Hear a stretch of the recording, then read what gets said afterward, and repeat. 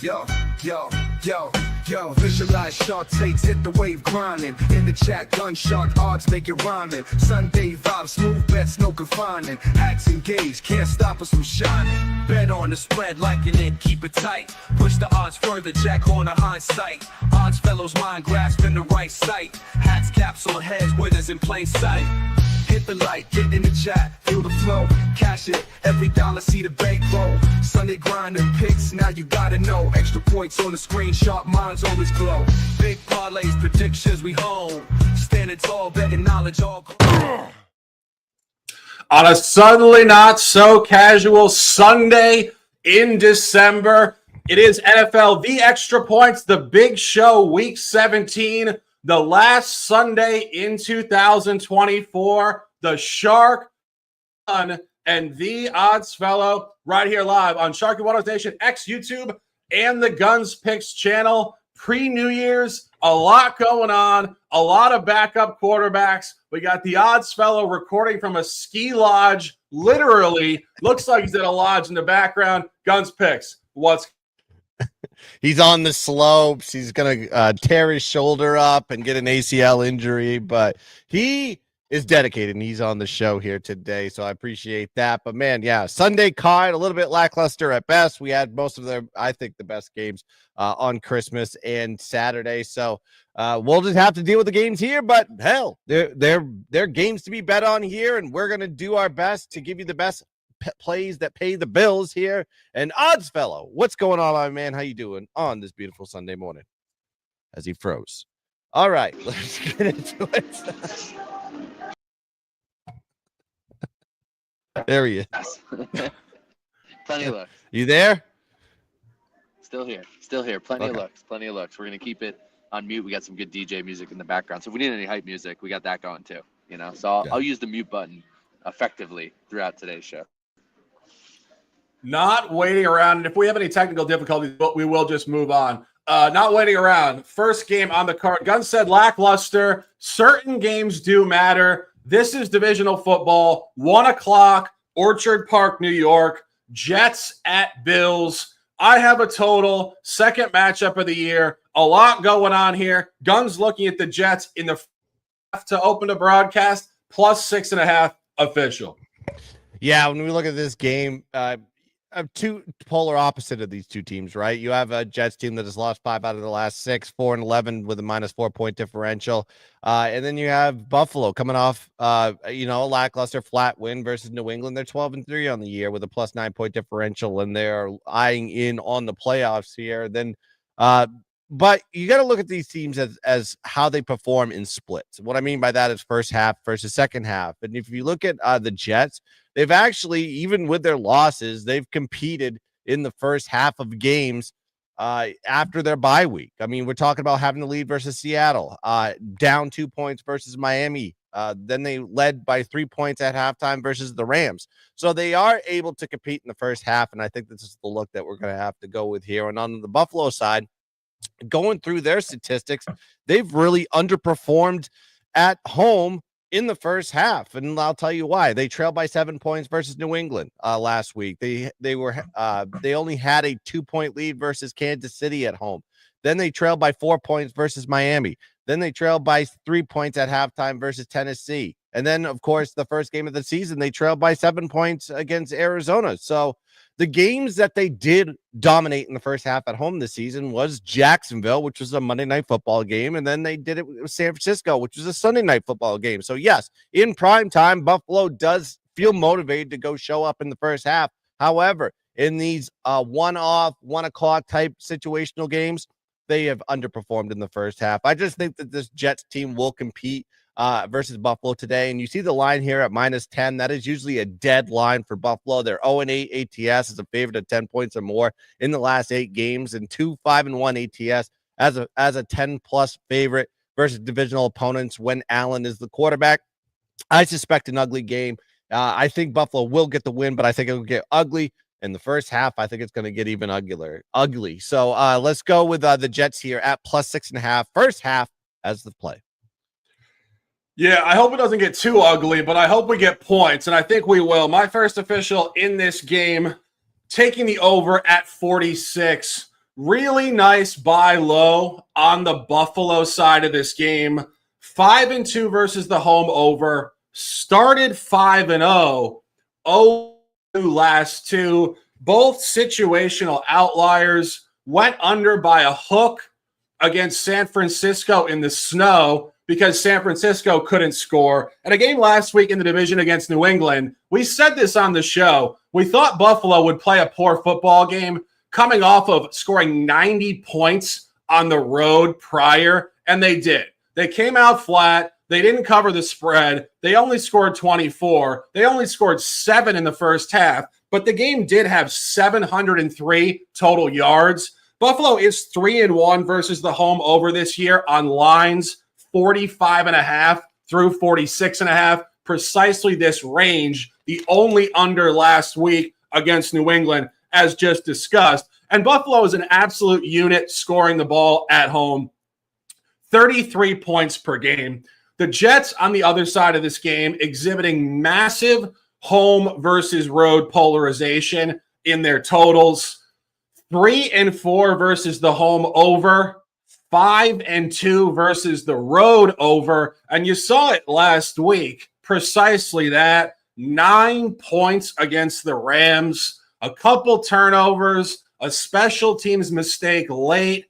321 yards, only 9 points by low. The Jets defense, as we've discussed week after week, this is not Robert Saleh. This is really an interim coach coaching his second to last game. He will not be with this franchise next year. And this is a unit that was supposed to be good. They're a complete sieve on the road, giving up 28 points per game this year across 7 matchups. And this is data abundant, targeting late season divisional football. These teams did play Monday Night Football Week 6 in East Rutherford on October 14th. Buffalo 23, New York Jets 20 over 42. That game went over, but it was actually a huge outlier. The game was 3-3 in the second half after a massive explosion in the 44 first downs in that game. And now Book's moving the line up to 47 at open, confirming what you saw in terms of game flow at MetLife will continue this afternoon in a cold Orchard Park, New York. 2 officials in this one, the gun on the first half, plus 6.5, and myself over 6. I think we're having issues with Anthony here in terms of his recording. So we're just going to keep it moving. Going back to the gun here, 1 o'clock in MetLife Stadium. Very interesting game here. Colts, Giants. One of the narratives this week truly is what teams care, which teams don't. And this is really one of the best examples of it. The Colts need to win to stay alive in the AFC wildcard race. The Giants, frankly, do not need to win at all as they're trying to crater for the number 1 overall pick. Heavy line Colts. The gun is looking at the total, and I will jump off it. Gun's under 40.5.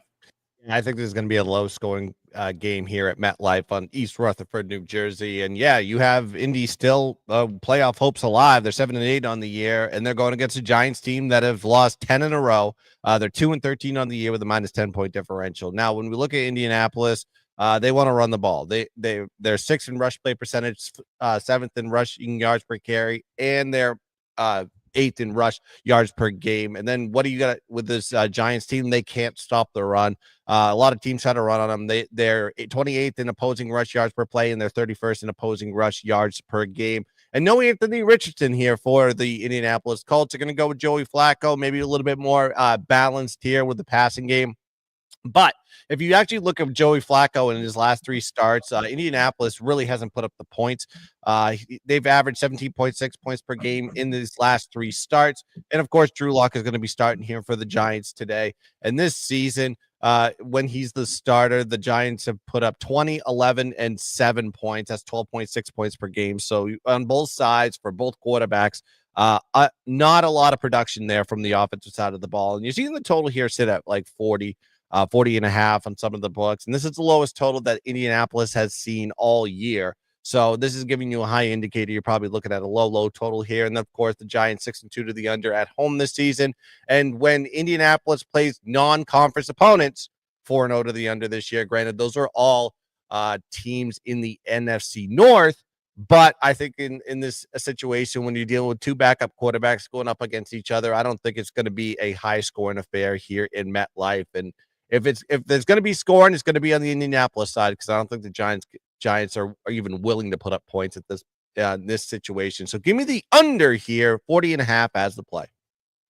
Yeah, no, I completely agree. And looking at the side officially here, I'm at -7. That is -133. Bought a little bit of juice. It's late season. I just want to get the right numbers. I'm not worried about 0.2 units here. And something Guns and I talked about early season, it's outside of the context of pro football, but when you're betting baseball, you don't think twice about laying -130. It's very standard stuff. And gambling Twitter, gambling X, YouTube, Instagram, all these apps, people seem to harp on this like you're criminally incorrect for buying a quarter unit worth of juice. You got to get the right number in these spots. You saw it on Thursday Night Football. If you got the right line, you covered with the Seahawks. The late line did not cover at 3.5. So you want to get the right side of this number. I'm on -7 officially. And when you really look at this, this is just your classic one.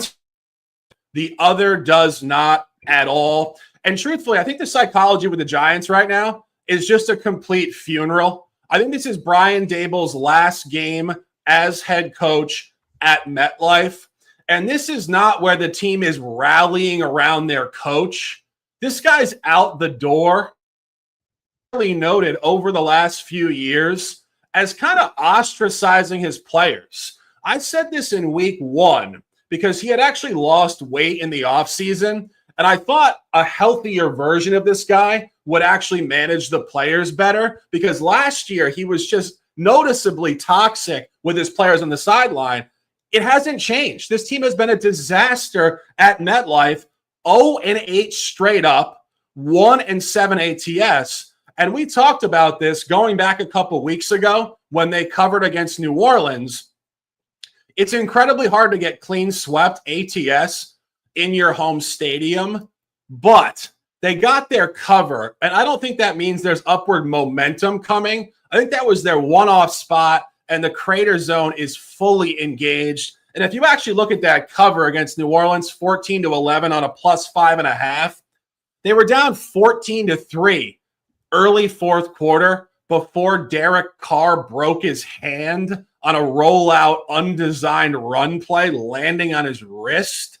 And the Giants did proceed to backdoor it with a touchdown +2 in the fourth quarter. New Orleans had missed 2 field goals in the beginning of that game. New Orleans should have been up more. And ultimately, without Derek Carr, they gave it away. And if you look at what the Giants are doing here since switching off of Daniel Jones, they're 0-5 straight up. They're 1-4 ATS. They're 1-2 ATS at home. And as I mentioned, that cover was really a luck box cover. The other 2 games, blown out against Baltimore on a 16.5, 35-14. And I think most notably, played the Tampa Bay Buccaneers in week 12. Bucks laid basically the same line, -6, -7, 30-7 Bucks. In my opinion, the Bucks and Indianapolis are incredibly similar in their talent, their weighting, and their motivation, both scrapping at the back end of playoff races. Books like Indy, just like they like the Bucks. And final point on this is a blowout line. We've been saying this all year with teams like Denver, the Chargers, basically teams that the public doesn't perceive to be heavy in strength, laying huge numbers like this. They cover at astounding efficiency points. Flacco is starting today. That's not a problem. His only 2 non-covers this year at Minnesota and versus Buffalo. Friendly reminder, Minnesota is right at the top of the NFC. Buffalo might go to the Super Bowl. The Giants are the polar, utter opposite to those non-covers. And final point here. These teams did actually play at MetLife in week 17 2 years ago, New Year's Day 2023. It was Nick Foles for the Colts versus Daniel Jones. The Giants were a home favorite that day, -5.5, and hammered the Colts 38-10.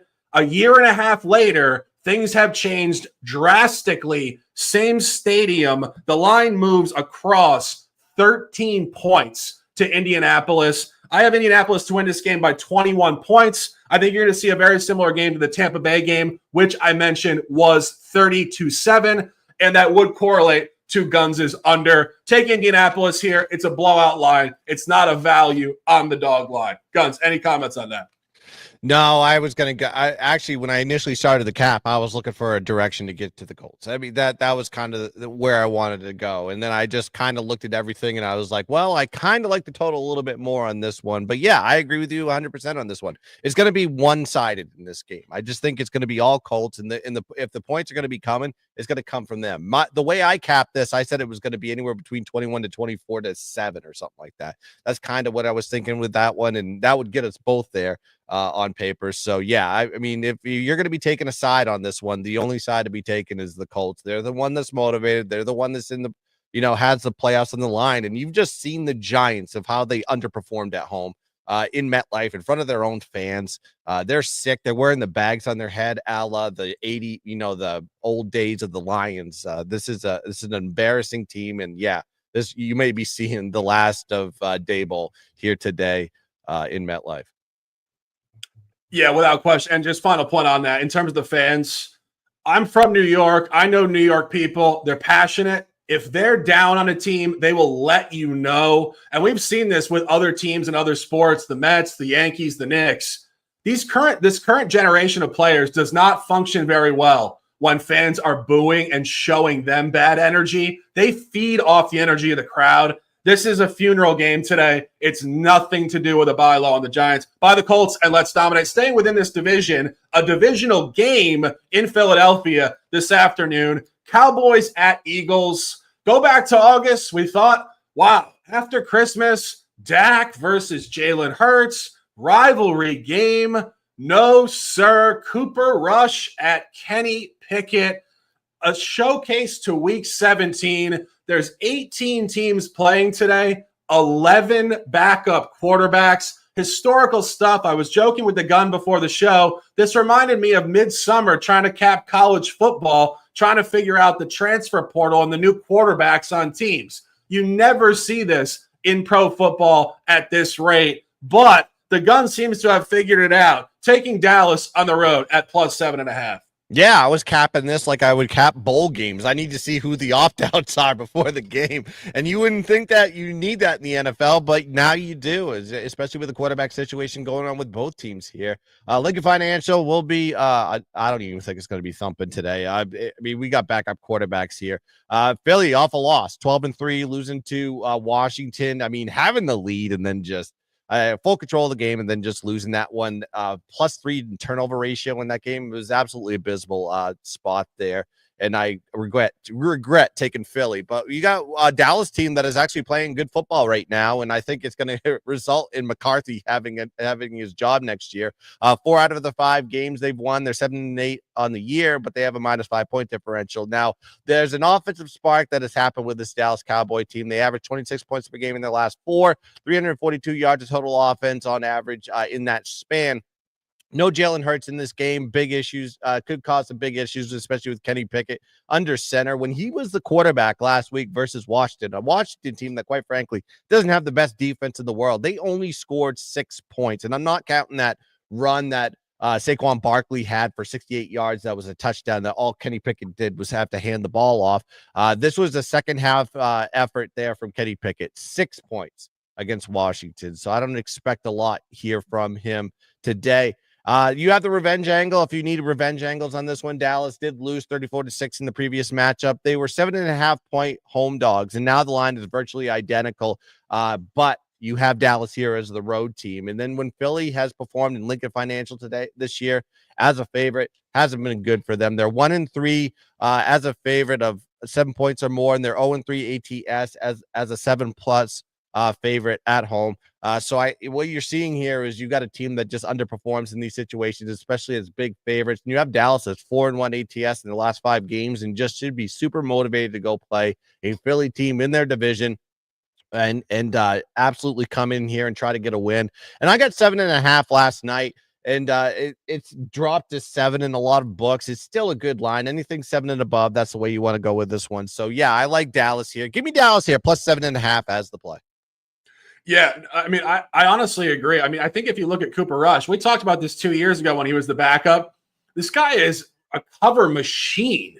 I mean, I remember when Teddy Bridgewater was the cover machine as a backup. I mean, you got to replace Teddy Bridgewater with Cooper Rush. He's basically the auto cover backup. And you look at this season, since he became the quarterback, he's 4-1 straight up last 5. Forget even the spread. 4-1 straight up, 1-0 road in the division, outright win at plus 10.5 at Washington in week 12, 2-0 in the division overall, a cover at home against the Giants. Only non-cover in recent history was that funky non-cover Monday Night Football against the Bengals, where they fumbled or blocked a kick and then touched it. So the Bengals regained possession to score a touchdown. This is absolutely all over Dallas here. Our guy Peter says he loves it. I haven't gotten there officially. The gun making fantastic points. Take Dallas at plus 7.5. Great look. Continuing this conversation, we're going 1 o'clock in New Orleans. Raiders at Saints. I haven't dropped this official yet. I will now. Taking the over at 37.5. This is a really elite spot to take the over. When you see this game, 3-12 versus 5-10, it really just is your late season game that is completely meaningless to the public, the fans, the playoff race. But I'll tell you one thing. This means a lot to Aiden O'Connell and Spencer Rattler. This is going to be a game where these guys want to put good game film on record for their future careers. And if you really zoom in further to this matchup, you're getting a fantastic buy low on New Orleans. The last time the Saints played a football game, they got shut out in Lambeau Field primetime last week. 0 points last week. Now they're back at home inside the dome. And Rattler in limited duty this year has been completely polarized, road versus home. Only other road game at the Chargers, 8 points. So 8 total road points. But if you go to the home games, week 6 versus Tampa Bay, 51-27. A massive over. 27-24 in the first half alone. Total gunslinger stuff. And week 7 Thursday Night Football on this precise line outside of the division versus an AFC West opponent. Denver traveled to New Orleans. The line was precisely 37.5. Denver 33-10 over. And the final result on this, Jake Hayner started a game against Washington 2 weeks ago. He got pulled at the half. Rattler comes in and scores 19 points in the second half against Washington to almost win the game outright. Raiders didn't score the ball last week against Jacksonville. O'Connell's going to sling it. Rattler's going to sling it. This is a great over at 1 o'clock in New Orleans. I believe that is 12 noon local. Turn them up, boys. Let's get to 50 in this one. Guns, picks, talk to me. Yeah, this one's just a tough game to cap for me. I kind of stayed away from these two bad teams on this one, so this was just something that was just not on my radar. I kind of looked at it a little bit, just trying to figure out if there was a pattern there, and it just nothing really stuck out to me on this one. It was just a complete pass for me, but I'm not going to talk you off your angle on this one. Yeah, without question. And I was looking at it this morning. I really do like this over. I think this is just your classic late season game that means nothing, but there's going to be a lot of points. By 37.5 over, and let's cash. My next play, 1 o'clock divisional football. Panthers at Bucks. Interesting game here. Obviously, the Panthers have caught momentum midseason. They're a covering machine. We think the spread might be very tight at 8, 9, or 10, and some funky steam coming in late here, now at plus 10. Not entirely sure what's going on there to instigate that action, but the total hasn't moved. And we love the total over at 47.5. This is a very, very similar spot to the Bills home over. I told you guys the Bills started 5-0 versus the over at home and were 0-2 last 2. Very similar situation with Tampa Bay. Tampa Bay started 4-1 versus the home over, 0-2 last 2 as well. Both situational outliers. Week 10 versus San Francisco went under 48.5, 23-20. Just to refresh your guys' memory on that game, Jake Moody missed 3 field goals for San Francisco. Deebo Samuel shoved him on the sideline. If he's making those kicks, San Francisco scores over 30 points. It goes over, and Tampa Bay has more urgency to push back with points themselves. Jake Moody single-handedly pulled that game under. And more recently in Week 14 against Vegas, 28-13, under 47. Game had 706 total yards. Baker threw a red zone pick in the first half, and O'Connell threw a red zone pick in the second half. That also could have gone over. And Carolina has been an absolute sieve on the road this year defensively, giving up 32.5 points per game. This is Dave Canales at the end of his first year with Bryce Young.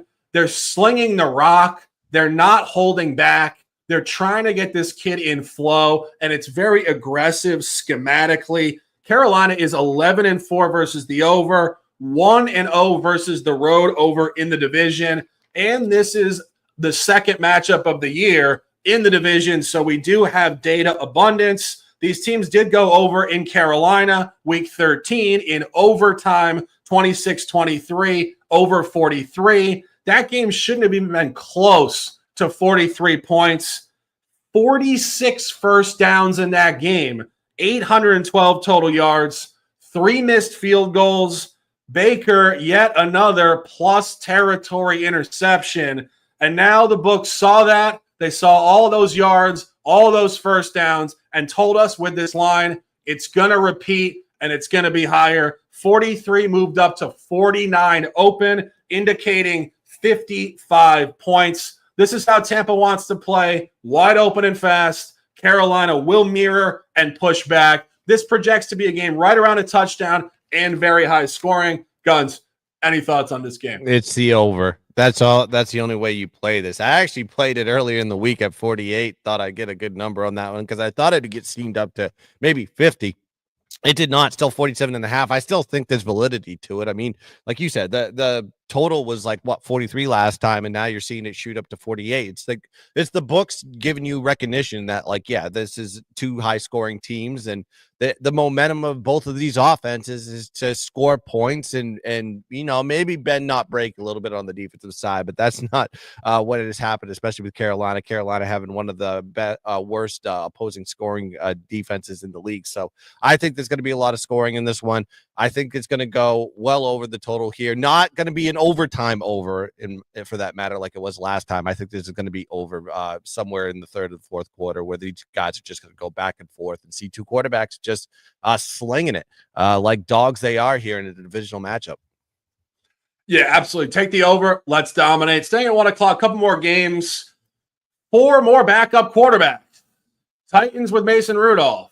Jags, Mac Jones. Tua's out as well. We're getting Tyler Huntley this afternoon in Cleveland. And, of course, Cleveland playing the notorious DTR. Guns, there's a lot of weather in Cleveland this afternoon. I know our guy James is out there probably drinking vodka right now, going to the stadium. I can't lie. I would love to go to a late season game in Cleveland. I'm sure the atmosphere is electric. I think the under in this game speaks volumes. Weather, backups, Guns, any thoughts on this one? I mean, yeah, it's Miami when they go into cold weather. You can look at that situation if you want and lean towards the Cleveland side. But, I mean, Miami still has something to play for, right? They're still in playoff contention, whether you like it or not. It just feels like to me that they've already tried to give up hope here, putting in Tyler Huntley instead of putting in Tua. I don't know what's going on with the Tua situation. I don't know what the injuries are with him, if they just want to keep him safe or for whatever reason. But I just think that with how good Miami has been playing consistently, other than the Houston and the Green Bay game, they've really just showed up. But like I said, at home, they've showed up. On the road, they have not. So, and then you just have slews of injuries all across the board, including the wide receiver corps. No one's talking about Tyreek Hill. No one's talking about Jalen Waddle. No one's talking about a lot of the injuries there, where these guys are just walking into this game banged up to a degree. But do you trust DTR to get you a cover? No. I don't trust anybody on the Cleveland side. I don't trust anybody on the Miami side. But if there is probably a direction to take with this one, lean towards the under. I know the under is probably like what, 20, 33. I think it was like 33. I'm being a little bit overinflated with that line, but I'm just saying that this is a game I don't want to even touch. It's like a preseason game. I don't want to bet on preseason. Yeah, this is a really tough game. Our guy says, Mike Lee says, I like Cleveland plus the points. Honestly, this is a really tough game. Miami has motivation, but I got to say, I think some of these teams, particularly Miami, they're kind of checked out. Yeah. It's hard all these teams actually need Denver to lose at Kansas City next week. Kansas City's throwing Carson Wentz, and you're going to see Denver favored on the road in Kansas City. I know we'll be on Denver next week to win in Kansas City. I love that spot. So I think Mike McDonald and these guys kind of know that what's going on. So it's one of those where, if they win, they have a chance, but it's probably very low probability. In terms of the actual game, it's really hard to project what Tyler Huntley is going to do in this environment. Of course, Miami has been really bad on the road in the cold with Tua, but Tyler Huntley is a different guy. He played, college football at Utah. Friendly reminder, that's cold weather up there. So this is not Tua coming from all warm weather environments in his life, having basically no ability to function in the cold. Huntley's a different type of guy. You saw him compete reasonably well on the road when he played for the Ravens 2 seasons in a row, late season when Lamar Jackson got hurt. And you did see him cover a game at New England early season on the road in week 5, an outright win 15-10, which Miami did actually dominate considerably in terms of the yardage and game dispersion. And that was versus Jacoby Brissett, who honestly kind of has the same expected quotient as DTR, just a backup that can't really move the ball. I think this game is graded very similarly. I see a very similar game to the week 5 game at New England, somewhere along the lines of 15-10 Miami. I do disagree. I don't think Cleveland's a scrappy dog here. I think Tyler Huntley might be a nice uptick in terms of the weather for the Dolphins here. And I think he will compete reasonably well on the road versus DTR, who, in my opinion, if there was still arena football, he would be going to the Arena League after this year. This kid is not a professional quarterback. He's incredibly athletic. I would say this. I think a position change could be great for DTR. He kind of reminds me of Antoine Randall L. a little bit. If you guys remember, kid coming out of Indiana as a quarterback, went to the Steelers. I believe a coach on the Lions right now. But Randall L. and DTR actually move very similarly in open field. Randall L. was a great kick returner. If you guys watch DTR run outside of the pocket, he really reminds me of a kick returner, like a punt returner. I think a position change would be great for this guy. We don't love him as a quarterback. I would lean towards Miami in this game. And as Gunn said, the under. Guns, any further comments? Nah, let's move on. Yeah, last game at 1 o'clock here. Another one that's very uninspiring. 3-12 Titans, 3-12 Jags. Both teams far below expectations. I think it really incredibly surprising stuff here. The Titans came into this season with really high expectations. I believe in the futures market, they were graded somewhere around 7 wins.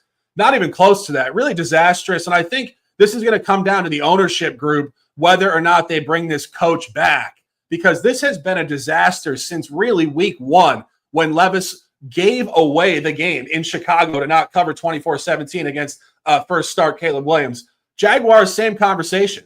3-12. Jags, are you kidding me? Are you kidding me? I will say that. What are you guys doing? Playoffs 2 years ago, Trevor Lawrence, number 1 overall pick, largely touted as a unicorn quarterback coming out of Clemson. Doug Peterson, ex-Super Bowl winning coach. You guys are 3-12. What are you guys doing? Guns, I mean, they have to be the biggest disaster in the whole season, right? Yeah, complete crash and burn. I thought this was a Jags team was a playoff team. I thought Tennessee, I was kind of not really on the high end of them at all. But when we look at these two teams, you look at how the Tennessee Titans have performed on the road, a lot of points. Every time there's a lot of points. I think the 1, 2, 3, 4, 5, 6, 7, last 7 have gone over the total, and doesn't matter where you set the line on this one. I know both played like a really flat spot last time. It was 10-6 in that spot, and that was a 40.5 total line. I think the spread is accurate as far as the line functionality because it was like -3, and now you're seeing it here right around 1 and a pick 'em. But I kind of lean towards the over on the sheer fact that like there's got to be some sort of life between these two teams and they can actually score some points. And I know the Jags have really, at least found a little bit of offense even with Mac Jones in the lineup there. So maybe looking towards an over on this one as a small lean, but another lackluster game that I didn't want to touch, similar to Miami.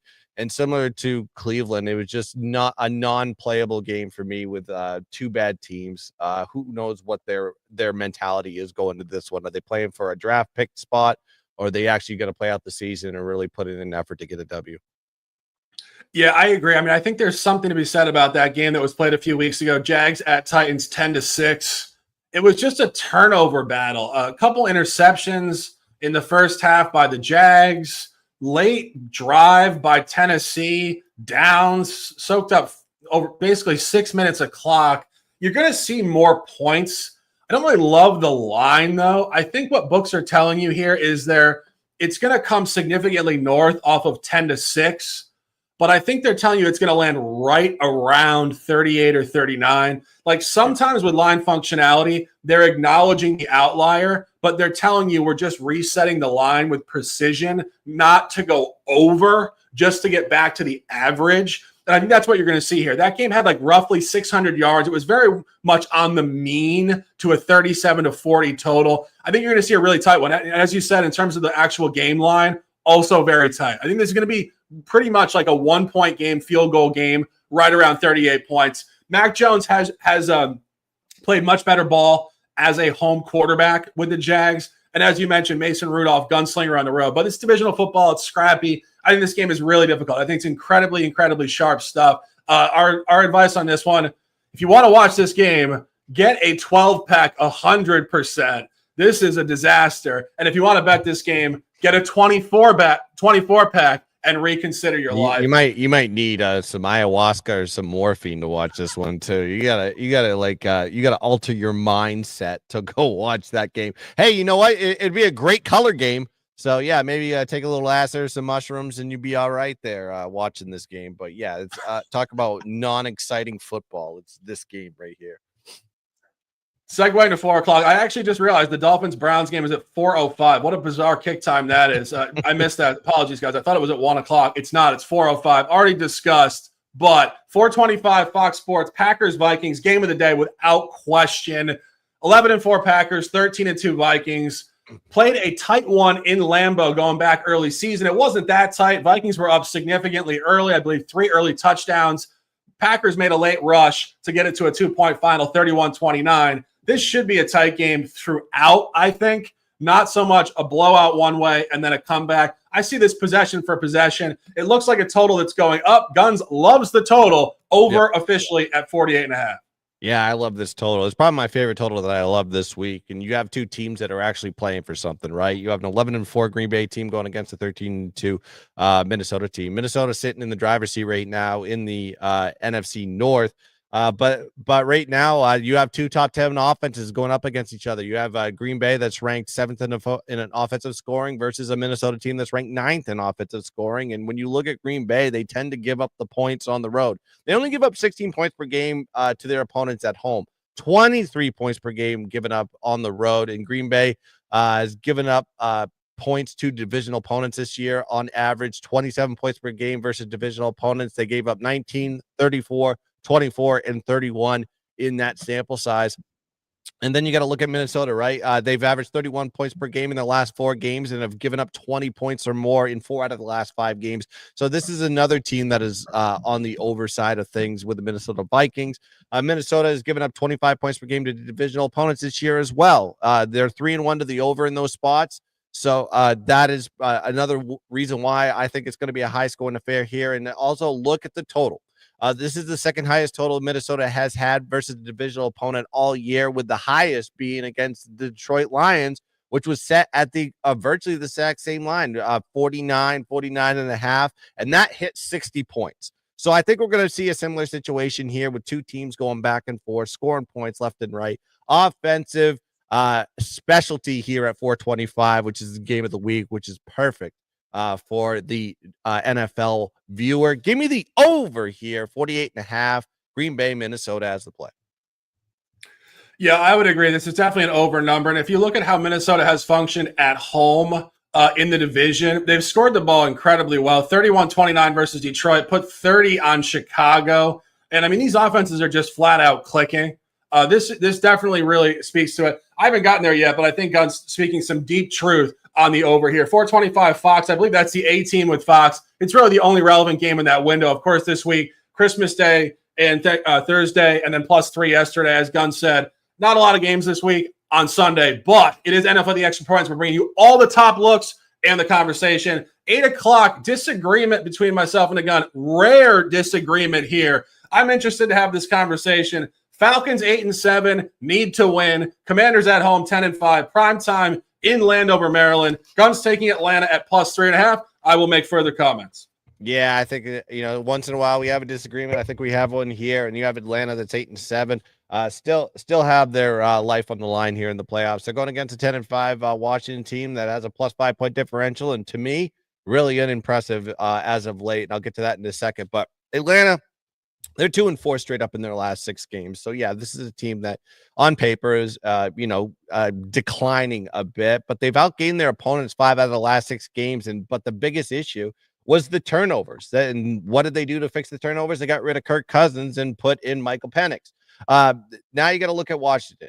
3 straight games, including the one against Philly last week. But when we break down these games, who have they played really? Tennessee. Tennessee is one of the worst teams in the NFL. We've talked about them exhaustingly this year, how bad they are.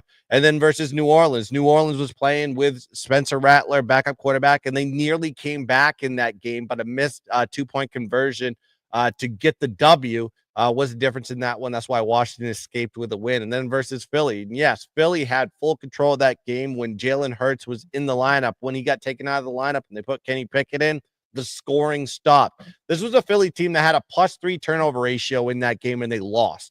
So that gives you everything you need to know that Washington just got lucky to squeak out the win in that game versus a backup quarterback for an entire half. And then Atlanta, like I said, going with Michael Penix this week. He didn't do too bad.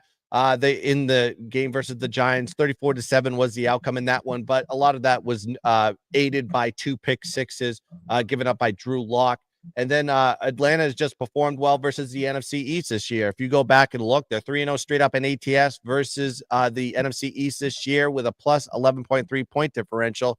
And then just Washington has underperformed versus the NFC South, going 1-2 ATS in those positions. I just think that Atlanta has the ability to keep it close here versus a Washington team that I think is just kind of squeaking away with a lot of wins. They also have a divisional sandwich here, having to play Philly, coming off the highs of that big win versus Philly to keep themselves in contention to win the division. And then they got Dallas coming up next week. 2 important games in a sandwich, and then you have this one-off with Atlanta that I don't think is going to mean a lot to Washington here. So yeah, it means more to Atlanta than it does Washington. Give me Atlanta here, +3.5 as the play. Yeah, I mean, great points. As we said, disagreement here. And I want to really elaborate on some of those things because I think that there's maybe a little detail here which needs to be discussed. I have Washington at -3. Very similar conversation to the Indianapolis side. I bought a little juice. It's -131. Again, don't worry about buying 1/5 unit worth of juice late season football. -3 is a great number. And I think when you really look at Washington here, Washington can clinch a wild card berth tonight. I think that's very important. They're 1 game ahead of Seattle. If they win tonight, they lock it up. And I think they will be really focused for that. And I think Guns mentioned they had cleaned up bad teams. I think Atlanta is a bad team. And if you look at what they've done at home, 5-1 ATS at home versus non-playoff teams, 4-0 ATS at home versus out of division non-playoff teams. And those games Guns mentioned, I went through it last night to see if there was fraud. I don't sense fraud here. They played Cleveland in week 5 on this number precisely, -3.5, and won the game 34-13 with emphasis. Key point, they dominated the yards, 434 to 212. Slightly later on, Carolina at home, -9.5. dominated again, 421 to only 180 yards for Carolina. The Chicago game is very interesting in terms of the supposed fraudulence of this, because people want to say they won with a Hail Mary, therefore they got lucky. Washington actually dominated that game. Chicago was the one that backdoored it. And then Washington, of course, walked it off. Washington in that game had 481 yards. Chicago only had 307. So the point is, who really got lucky? I think Chicago, throughout the duration of that game, to be even close at that final point. And slightly later on, week 13 against Tennessee, again, a very similar number, -5.5, 42-19 W. Yet again, domination, 463 yards, only 245. So when I see them 4-0 in this environment against non-playoff teams outside of the division at home as a favorite, I went through it and I said, okay, were those just bullshit covers? No, they actually like obliterated every one of these teams. And if you look at Atlanta's 2-0 last two. They beat Vegas and the Giants, who have a combined record of 5-25. And I think when you talk about Atlanta on the road here with Michael Penix, this is not where I want to buy this kid on the road. This is his first career road start.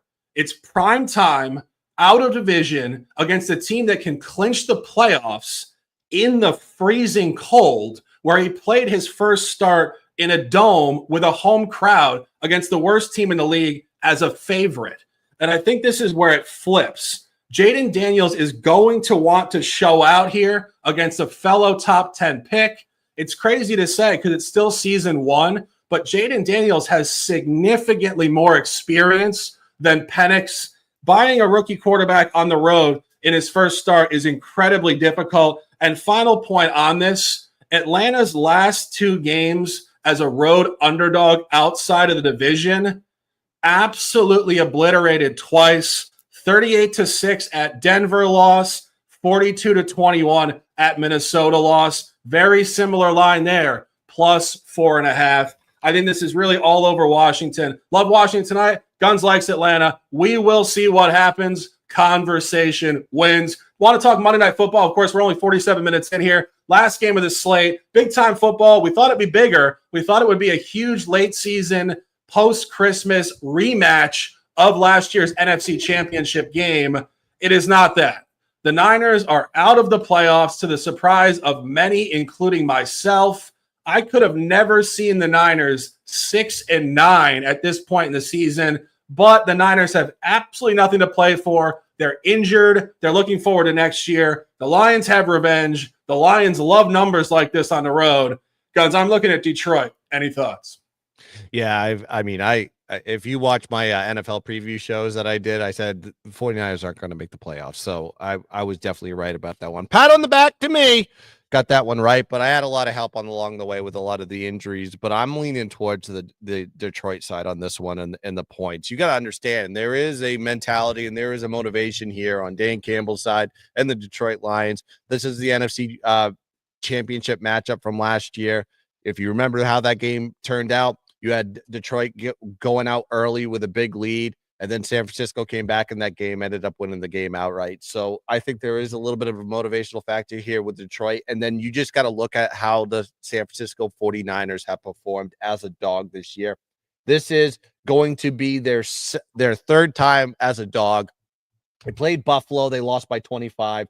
They played the Green Bay Packers. They lost by 28. So they've absolutely laid an egg in the dog role. And I just think you have a Detroit team that is just going to want to put the foot on the gas pedal through the rest of the season. I don't care about the injuries that have happened with this team. I think this team is going to be well fit. It's sitting here at -4 that I'm seeing on the board here. The only direction I would take in this one, and I might get there on paper at the end of the day, is taking Detroit here in the points on the road versus a San Francisco team that's got no life left and is probably going to get stomped here by the Detroit Lions on Monday night. Yeah, absolutely. I haven't gone official with it myself in my my personal life here, but I want to look at this line and see where we're at because I think we can drop this probably right now. We're at 3.5. I don't know if it's going to budge off that, but as you said, this is just a terrible spot to buy the Niners as a dog. Environmentally, we said the Giants are a funeral. You're never going to say the Niners are a funeral, but based on their expectations, this really has funeral aspect to it. And I think just in terms of Detroit on the road as a favorite against the NFC outside of the division, there's 2 games where they laid this number at Arizona within this division, week 3, cover 20-13 -3, and at Dallas, week 6. I think even more importantly, that was a revenge game against Dallas. They came out and blew out Dallas 47-9. Same line there, -3. It's the exact same grading. Books love them. They were a significant dog in the playoffs last year. The line has shifted significantly. And this is Dan Campbell, Jared Goff, and these guys. This is not the type of team that just takes games off because they've had a good season. They're out for blood every game. They want to kick your ass and tell you about it. This is a revenge game of the highest order. This really takes on massive energy here on Monday Night Football. I'm going to wait on it. We're looking to see if we can get a 3 if it moves the other direction. I don't mind 4, but absolutely love Detroit. And that will be a collaboration, I'm sure, with the Gun tomorrow night. Mm-hmm. That's a wrap for this one, guys. A little bit of a shorter show this week. Obviously, only 9 games on Sunday, plus Monday Night Football. A lot of official plays. I'm on the Buffalo New York Jets over 46. Indianapolis -7 at -133. Carolina Tampa Bay over 47.5. Las Vegas New Orleans over 37.5. Late night Washington -3, -131. The odds fellow had issues with his recording. He's actually on a ski trip. Sending him all the best vibes. Having a hell of a day there. Get on the slopes. Hang the hell out. 1 p.m. Dallas Philly under 38.5. Carolina Tampa Bay over 47.5 alignment, and Carolina +10. And the Gun 5 plays as well. New York Jets in the first half +6.5. Indianapolis versus the Giants at MetLife under 40.5. Dallas +7.5. Green Bay, Minnesota over 48.5. Atlanta +3.5. It is NFL The Extra Points, the big show, week 17. It is the final of 2024. Sending you guys amazing vibes. Have a great day. Enjoy your life. Guns, a pleasure as always. Close them out with some words, and let's dominate. Yeah, shout out to the chat, as they say. T-Moz, Stephen Hairston, Chris Boucher, Peter Groznia, JV, exactly, and Jabaka, of course, Mikey Lee, Sox Nation, let's go Irish, baby, and every one of you beautiful bastards that joined us here. Make sure you like and subscribe to the Gunsmith channel. Make sure you like and subscribe to the Sharky Water Station channel here on YouTube if you're watching. We are simulcasting, and we do this for the low price of $0.00. You got to hit the thumbs up. You got to subscribe to the channel, and you got to hit the bell so you know when every time that content comes off our channels. And go check us out on X at Gunspicks, GUNZPICKS, and Sharks in Sports, 88 with an N. That is going to do it here. Appreciate and also check out the odds fella too on X.